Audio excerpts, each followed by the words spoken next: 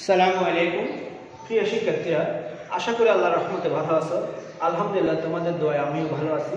আমি আজকে তোমাদের সম্মুখে আলোচনা করব সম্মান প্রথম বর্ষ পদার্থবিজ্ঞান বিভাগে পদার্থের ধর্ম, তরঙ্গ ও স্পন্দন বিষয়ে তরঙ্গ অর্থাৎ পঞ্চম অধ্যায় থেকে কয়েকটি টপিকস তোমাদের সামনে আলোচনা করব।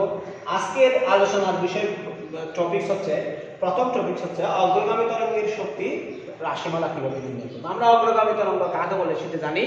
যদি এক স্তর থেকে অন্য স্তরে সঞ্চারিত হয়ে কি হয়, সম্মুখ দিকে অগ্রসর হয়, তখন সেই সমস্ত তরঙ্গকে আমরা বলি অগ্রগামী তরঙ্গ। এখন অগ্রগামী তরঙ্গ যখন সঞ্চারিত হয়, তখন সেই ক্ষেত্রে শক্তি পরিমাণ শক্তি ধারণ করে সেটা আমরা কি করব, নির্ণয় করার চেষ্টা করব। দেখো, আমরা জানি অগ্রগামী তরঙ্গ যখন এক চক্রের অর্থাৎ সাম্যাবস্থানের ডান দিকে বা এক চক্রের ধনাত্মক দিক বরাবর অগ্রগামী হয়, তখন সেই ক্ষেত্রে সরণের সমীকরণ y কে আমরা লিখতে পারি a sin 2π λ bt - x। এখানে b হচ্ছে তরঙ্গের বেগ, a হচ্ছে তরঙ্গের বিস্তার, λ হচ্ছে তরঙ্গ দৈর্ঘ্য, x হচ্ছে t সময়ে বস্তুটির দূরত্ব।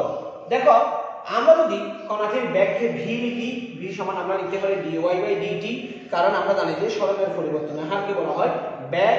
v সমান dy/dt। আমরা y এর মান বসাইলে ddt of a sin 2π λ bt - x, এটাকে যদি আমরা ডিফারেনশিয়েট করি তাহলে আমরা পাবো a ধ্রুব রাশি বের করে দিলাম sin 2π λ bt - x কে ডিফারেনশিয়েট করলে cos 2π λ bt - x ইনটু এটাকে আবার যদি ডিফারেনশিয়েট করি, যেহেতু এটা থিটা ছিল না সেজন্য এটাকে ডিফারেনশিয়েট করলে আমরা কি পাবো 2π v/λ। আমরা যদি সুন্দর করে লিখি তাহলে আমরা পাবো 2π v/λ into cos 2π λ bt - x। আমরা এটাকে কত নম্বর সমীকরণ দিয়ে প্রকাশ করলাম? 2 নম্বর সমীকরণ দিয়ে প্রকাশ করলাম।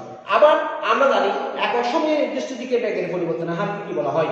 ত্বরণ বলা হয়। ত্বরণ a সমান dv dt, তারপরে ddt অফ v এর মান বসাই দিলে 2π v/λ cos 2π λ bt - x। 2π v/λ ধ্রুব সংখ্যার জন্য বের করে দিলাম, cos 2π λ bt - x কে ডিফারেনশিয়েট করলে cos কে ডিফারেনশিয়েট করলে মাইনাস সাইন হবে, এটা বসে গেল 2π λ bt - x। এটা যেহেতু থিটা ছিল না, আবার ডিফারেনশিয়েট করতে হবে, এটাকে ডিফারেনশিয়েট করলে আমরা আগের মতো কত পাবো 2π v/λ।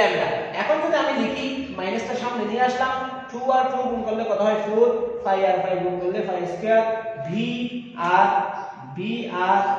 v গুণ করলে v স্কয়ার, λ গুণ করলে λ স্কয়ার, এটা লিখলাম sin 2π λ bt - x। অর্থাৎ ত্বরণে সমান আমরা পাচ্ছি -4π square v square by λ square into a sin 2π λ bt - তাহলে প্রিয় শিক্ষার্থীরা, যদি মাধ্যমের ঘনত্ব ρ হয়, অর্থাৎ যে মাধ্যমের মধ্যে দিয়ে তরঙ্গটি সঞ্চালিত হচ্ছে সেই মাধ্যমের ঘনত্ব যদি ρ হয়, তবে ওই সময়ে একক আয়তনে তরঙ্গের গতিশক্তি হবে হাফ v²।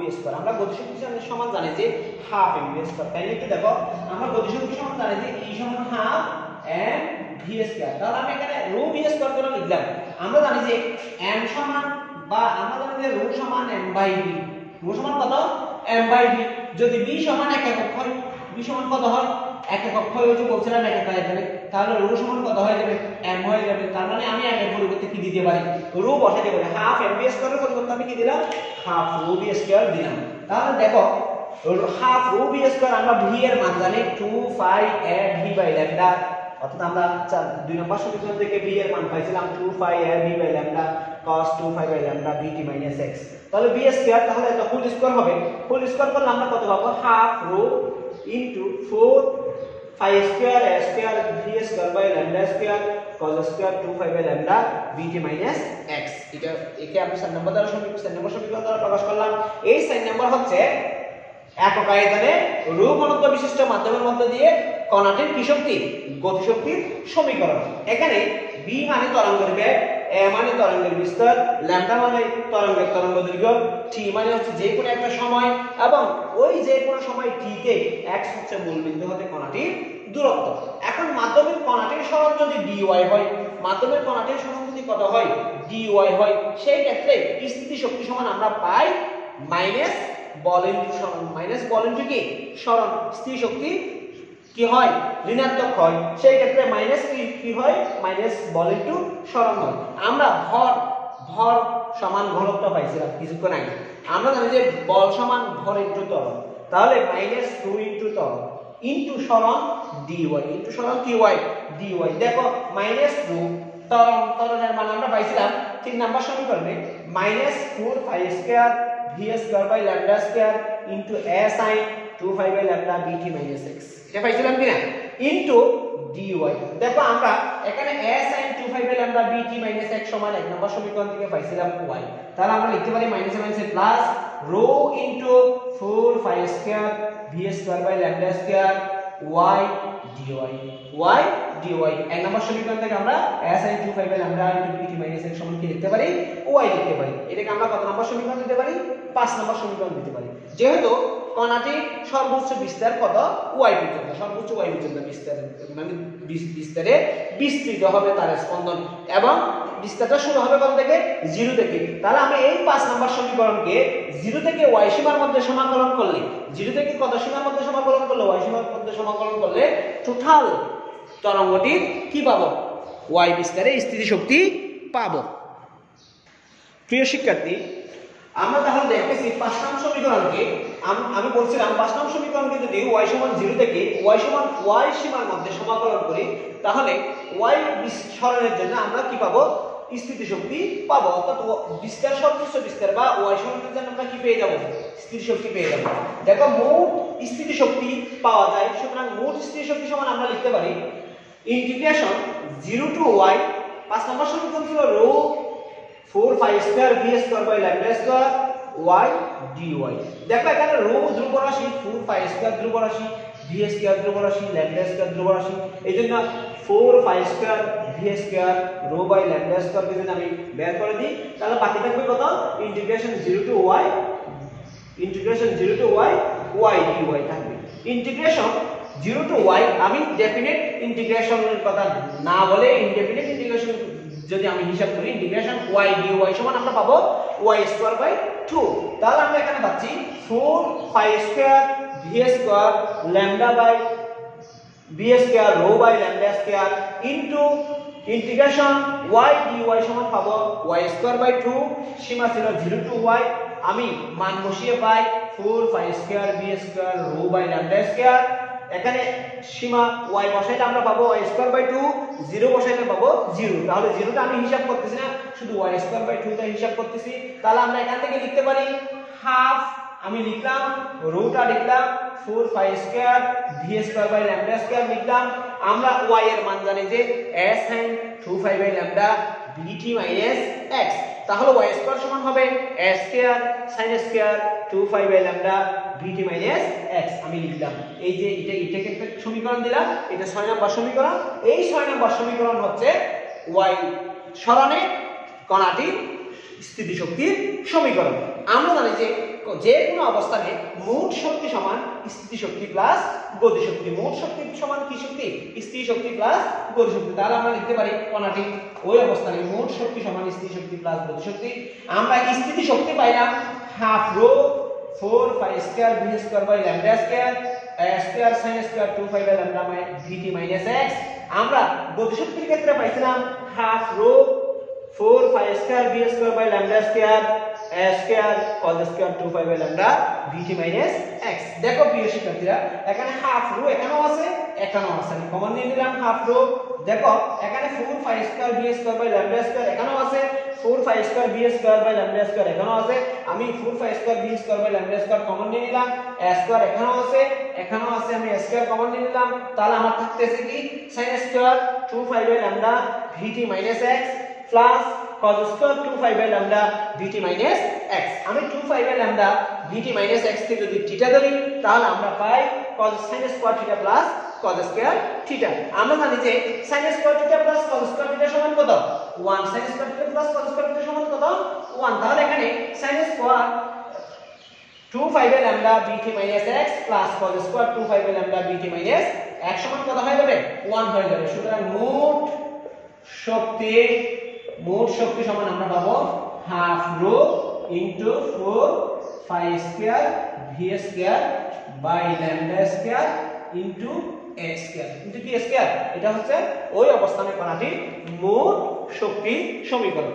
আমরা আবার বি সমান জানি যে বি সমান কি জানি n ল্যামডা। বি সমান কত n ল্যামডা। তাহলে n সমান আমরা লিখতে পারি v by lambda. n square সমান আমরা লিখতে পারি v square by lambda square. তাহলে এই সমীকরণ আমরা দেখব হাফ, আমি একটু কাটাকাটি দিয়ে এখানে 2 2 কাটাকাটি 2 আর 4 কাটাকাটি দিলে 2 থাকবে, তাহলে 2 রো 5 স্কয়ার।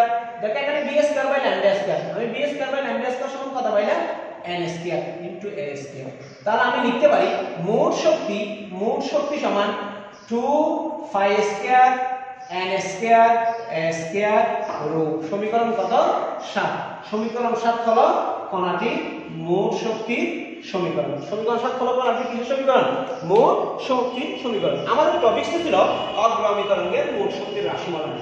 আমরা 7 নম্বরে অগ্রগামী তরঙ্গের মোট শক্তির রাশিমালা পেয়ে গেলাম। আমরা এখন নতুন একটা টপিক নিয়ে আলোচনা করব। আমরা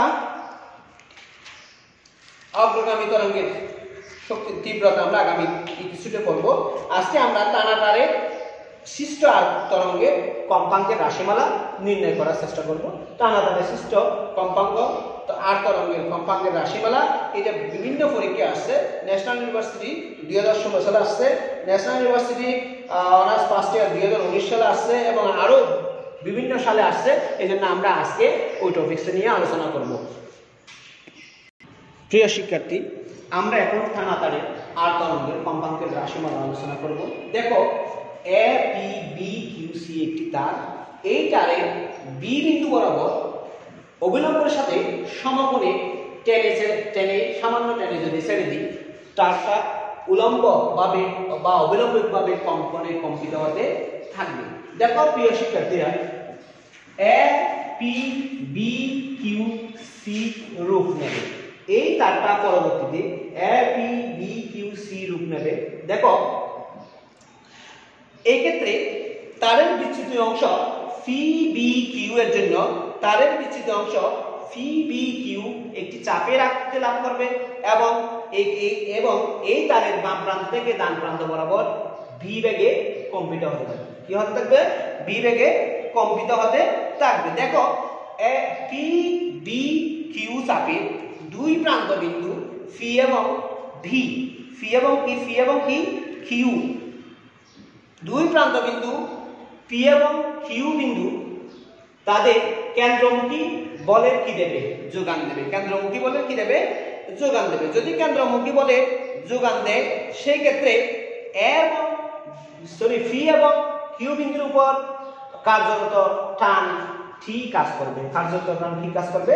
টি কাজ করবে। মনে করি পি বি কিউ চাপটির ব্যাসার্ধ ক্যাপিটাল আর। চাপটির ব্যাসার্ধ কত?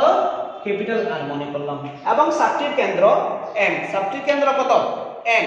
দেখো চাপটির কেন্দ্র এম বিন্দুতে উৎপন্ন কোণ যদি থিটা হয়, এম বিন্দুতে উৎপন্ন কোণ যদি থিটা হয়, তাহলে ফি এবং কিউ বিন্দুতে একটি টান টি ফি এবং কিউ বিন্দুর স্পর্শক বরাবর ক্রিয়া করবে। ফি এবং কিউ বিন্দুর কি বরাবর ক্রিয়া করবে? স্পর্শক বরাবর ক্রিয়া করবে। দেখো আমি মনে করলাম এম বিন্দুতে উৎপন্ন কোণ থিটা, তাহলে এম বিন্দুতে উৎপন্ন কোণ যদি ফি বি কিউ চাপ দ্বারা উৎপন্ন কোণ যদি থিটা হয়, সেই ক্ষেত্রে পি বি কিউ চাপে ব্যাসার্ধ পি এম এবং কিউ এম পরস্পর সমান। পি এম এবং কিউ এম পরস্পর কি সমান এবং এম বি হচ্ছে এই কোণের সমদ্বিখণ্ড। সেই ক্ষেত্রে আমরা লিখতে পারি কোণ পি এম ও সমান থিটা বাই 2। এটা অনেক ক্ষুদ্র একটা কোণ, যেহেতু এল ও এন লম্ব। এল দেখো এল কোথায়? এল ও এন লম্ব ও এন। এল ও এন লম্ব কি এন ও এন। সেহেতু আমরা ওপি বরাবর ফি বিন্দুতে ক্রিয়াপেত্র টান টি বলে ও এল অংশ থেকে এখানে পি বিন্দুতে যে স্পর্শক বল ঠিক কাজ করছিল, সেই স্পর্শক বল দুটি উপাংশ বিভক্ত হয়ে যাবে। একটা হচ্ছে আনুভূমিক উপাংশ আর একটা হচ্ছে উলম্ব উপাংশ। এখানে আনুভূমিক উপাংশ হচ্ছে উএল বরাবর উপাংশ এবং উলম্ব উপাংশ হবে উ এম বরাবর উপাংশ। দেখো এখানে যদি থিটা টি হয়, টান যদি টি হয় তাহলে আনুভূমিক উপাংশ হয়ে যাবে দেখো এই কোণটা এই কোণের সমান, এটা যদি থিটা বাই 2 হয় এটাও কত হবে থিটা বাই 2। তাহলে আমি যদি এখানে একটা লম্ব টেনে ত্রিভুজ আঁকি তাহলে ভূমি বা থি টানে পি বিন্দুতে থি টানে আনুভূমিক উপাংশ হবে থি cos থিটা বাই 2, থি cos থিটা বাই 2। একইভাবে থি টানে পি বরাবর পি বিন্দুতে উলম্ব উপাংশ হবে থি sin থিটা বাই 2। দেখো আমি এটা পি বিন্দুতে আনুভূমিক উপাংশ এবং উলম্ব উপাংশ পাইলাম। একইভাবে আমরা কিউ বিন্দুতেও আনুভূমিক উপাংশ এবং উলম্ব উপাংশ পাবো। কিউ বিন্দুতে বা ও কিউ বরাবর ক্রিয়ারত টি বলে, ও কিউ বরাবর ক্রিয়ারত টি বলে ও এন বরাবর উপাংশ, ও এন বরাবর উপাংশ টি cos থিটা বাই 2 এবং ও এম বরাবর বা উলম্ব বরাবর উপাংশ হবে টি sin থিটা বাই 2। দেখো এখানে ও এল বরাবর টি cos থিটা, ও এল বরাবর টি cos থিটা বাই 2 এবং ও এন বরাবর টি cos থিটা বাই 2 পরস্পর সমান ও বিপরীতমুখী হওয়ায় এরা পরস্পরকে কি করে দেবে নিষ্ক্রিয় করে দেবে। তাহলে ও এম বরাবর টি sin থিটা বাই 2 এবং ও এম বরাবর ফি বিন্দুর জন্য ও এম বরাবর টি sin থিটা বাই 2 এবং কিউ বিন্দুর জন্য ও এম বরাবর টি sin থিটা বাই 2 এখানে কি করবে কাজ ক্রিয়ারত থাকবে। ফলে এই দুই বলের জন্য আমরা একটা লব্ধি বল পাবো। ফলে এই দুই বলের জন্য আমরা একটা কি পাবো লব্ধি বল পাবো।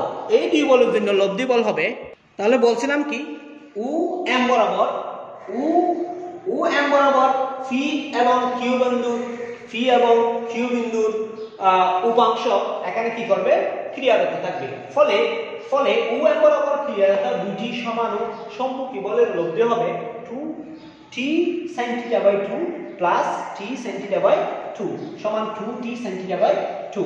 দেখো থিটা আমি বলছিলাম শুরুতে থিটা অনেক ক্ষুদ্র, সেই জন্য আমরা লিখতে পারি sin থিটা বাই 2 সমান theta by 2। sin theta by 2 সমান কত থিটা বাই 2।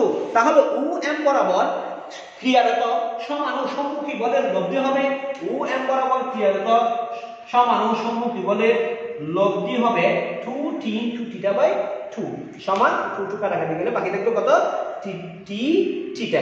আশা করি বুঝতে পারছো আমরা এখানে সম্মুখী বলের কারণে অর্থাৎ দুইটা সম্মুখী বল এখানে মূলত ক্রিয়ারত অবস্থায় আছে, যার কারণে চারটির পর কি তৈরি হচ্ছে কম্পন তৈরি হচ্ছে। এই সম্মুখী বল এর লব্ধি সমান আমরা পাইলাম থিটা।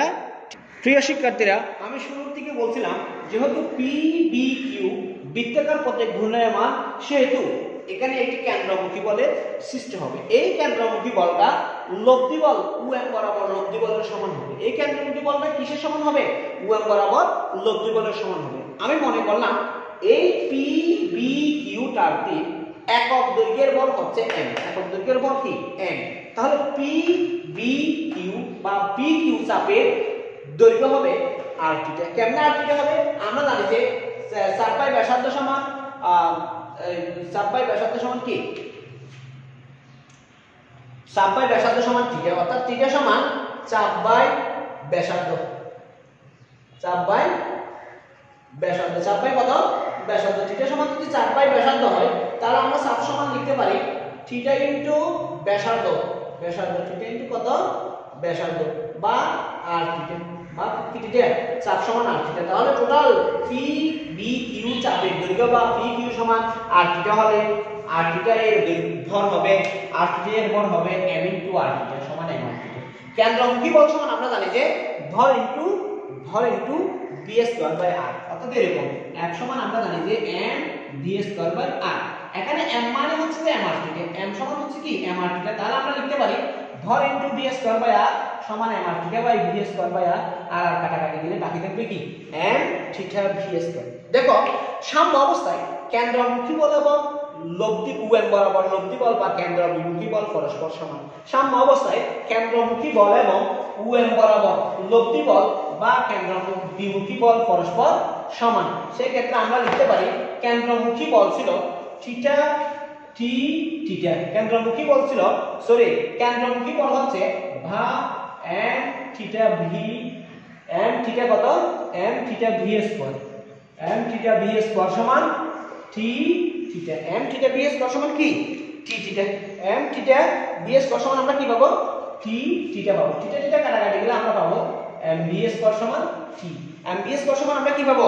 টি পাবো। হ্যাঁ, বি সমান আমরা এখান থেকে লিখতে পারি বি স্কয়ার সমান টি বাই এম, বা ভি সমান square root of T by M. Square root of T by কত পাইলাম?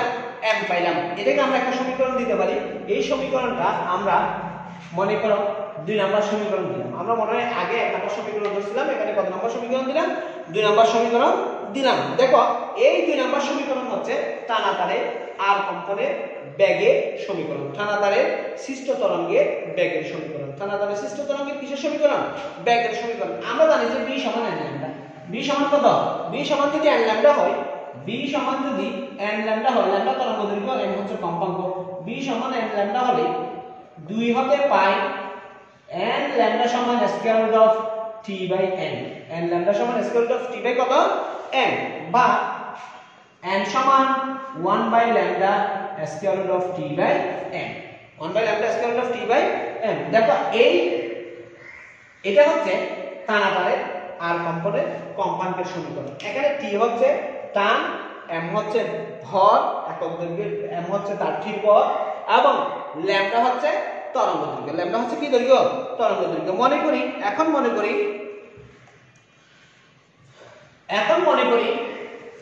L দৈর্ঘ্যের